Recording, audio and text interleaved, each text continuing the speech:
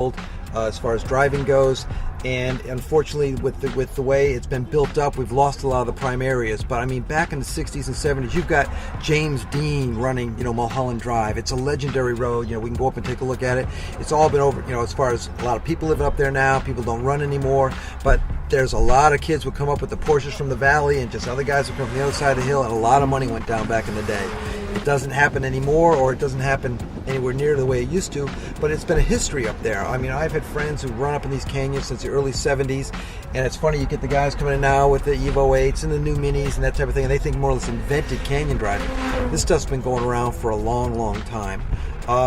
It's hard not to when you go up in these roads. It's hard not to drive quick. You're almost like on a complete roller coaster. The cars blend into it. It's a beautiful feeling. You really get going, but you got to remember that you're on a public road, and it's just not safe.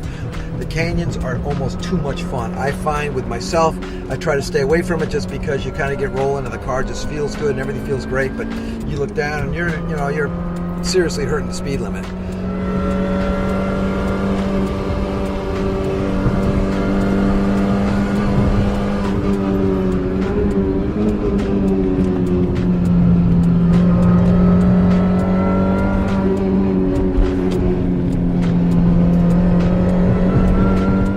The sheer number of people who run these canyons has increased over time, which has led to more accidents and complaints from local residents. It's getting a little bit more sticky out here. The police have also realized this. This year, they patrol more than ever, so it's become more and more of a real problem out here with the canyon running. We try to go to the track. We try to post when these track days are. We try to talk them up, and I just found out I learned so much more. There's nothing like being able to hit the same turn 60, 70, 80 times in a day where you hit it once when you're in a canyon. You can learn that turn, you can learn how the car is going to react, and then go on to the next turn and learn that turn. I just think it's a whole lot better way to go, even though this is a lot of fun.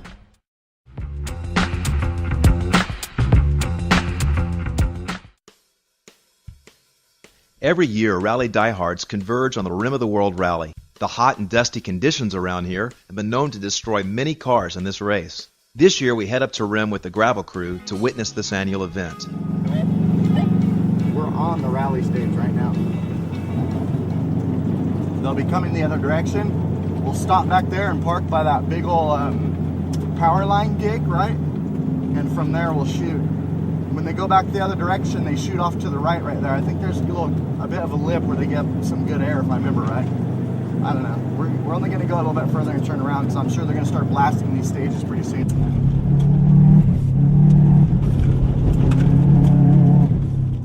They hike up to a vantage point to catch the action in this leg of the rally.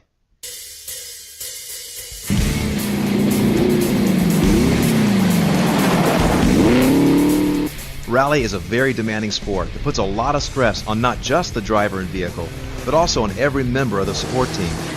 From the co-driver to the tech crew, everyone must focus on their job to make sure that during the stages the driver has nothing to worry about except to clock the fastest time. The gravel crew does work together in this capacity for larger events, but they also compete individually at local rallycross events. Many of these guys hope of attracting a big sponsor to land a driving gig with an existing team. The dangers of rally are inherent here at Rim, and it pays to have a few helping hands around. Let's head back to the super special stage and see what's going down on the course.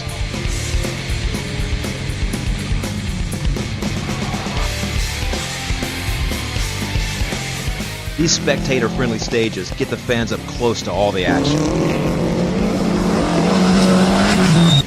The event producers have also decided to put in some man-made obstacles to make things a little more interesting.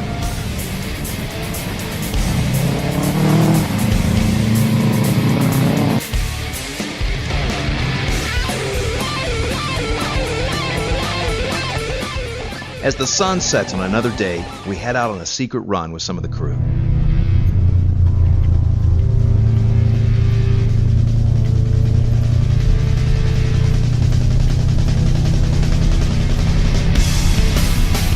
Notice the GPS unit that Scott's running with here.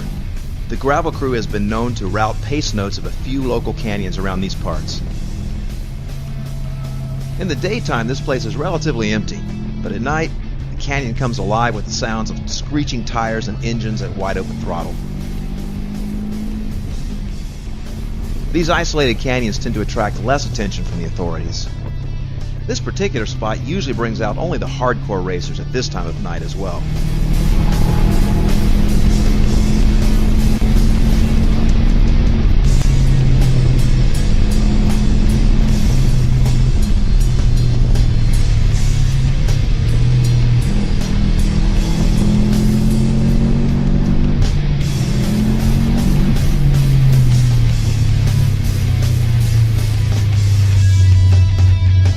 On this night, more than a few people decided to hit this spot. Some just come to hang out and watch the faster racers bomb the canyon. Scott spots one of the faster drivers. The game of cat and mouse begins.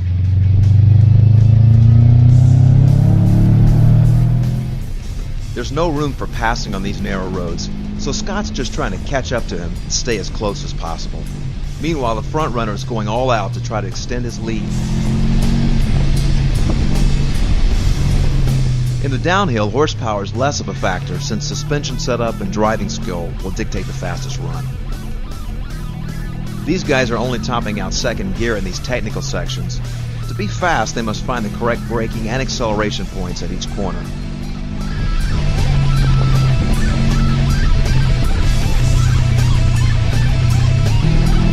The unwritten rule of the Touge places great emphasis on safety and making sure that everyone gets off the mountain safely.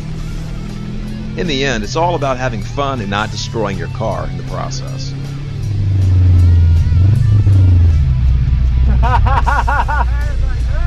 Dude, that one about got me.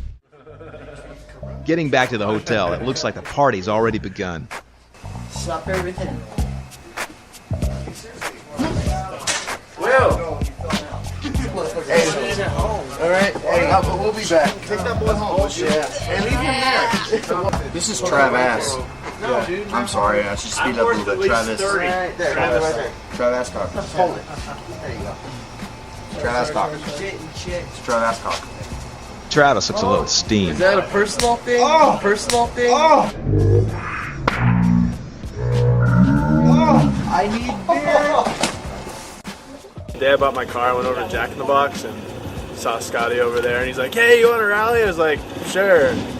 Just kind of hooked up with him the next day, and started breaking my car to the next one after that. Well, I mean, the orgies are great. I mean, hopefully we can get some girls someday, but you know, I don't know. It's really cool just to go out and do all the races. Have someone to go out there with, back you up, some friends to go do stuff with. I mean, trying to get out there by yourself is hard. I don't know, running third or fourth gear down a fucking dirt road when you don't really know what's coming up is pretty scary. A lot of times I'm just out there being a little stupider than I should, but that's what makes it fun. I really don't like the Where are you Scott sleeping? G of the GC Probably in the walking van. right now. That would be an excellent place for you to sleep. I think I'm out. Let's just say some of us may remember this evening more than others.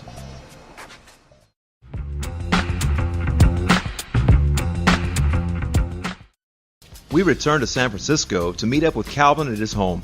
In typical racer fashion, there are plenty of spare parts lying around. This is actually my garage. This is the RX-7 that was in the August 31st D1 of 2003. And yeah, this is the back end that everyone knew.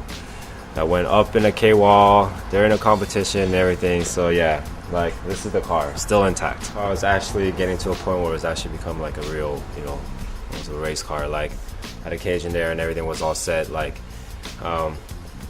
that day was a pretty big event, so I was trying to push as hard as I can to do as well as I can to try to keep up with the Japanese D1 drivers. I was like way offline coming around the straightaway, around the pylon, so I had to climb back up the center part of the oval, and that's when it didn't turn it right, and then right when it flicked around, I was carrying too much speed and just spun the car around and back right into the wall. So yeah, I remember like right when that happened, I wasn't expecting it. I was just pushing it as hard as I can. I just wanted to clear it, you know, and try to, you know, clear the whole thing with the car the way it was. And yeah, when I spun around and hit it, like it happened so fast that I was like, wow, like that felt like it was a hard hit. That hit, like, you know, just reminds me, you know, anything can happen at that moment in time, you know. But it's like